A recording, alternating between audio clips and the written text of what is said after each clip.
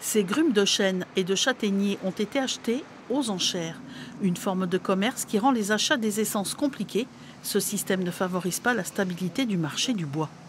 Moi, je sens un coup de frein dans mon entreprise aujourd'hui par rapport à ce que je pourrais faire. Hein. Donc par manque de salariés, on pourrait augmenter notre production. On pourrait augmenter notre production si on avait un petit peu plus de volume aussi. Donc pour moi, c'est un frein pour l'avenir de ma société.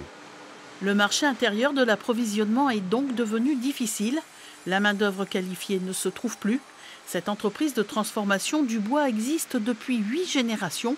Pour subsister, Bruno et Pierre Méponte se sont spécialisés dans le sciage sur mesure. On exporte environ 50% de notre production, notamment sur l'Allemagne, la Belgique, la Hollande, l'Espagne et le Portugal. Et ce, sur ce qu'on appelle du hors norme, donc des planches de très grande largeur et des charpentes, on va dire hors standard, qui sont aux sections et dimensions de nos clients. Pour aider les professionnels, l'association Futuro Bois, avec ses 203 adhérents, souhaite accompagner cette filière bois dans ses marchés intérieurs et à l'exportation à travers des campagnes de promotion.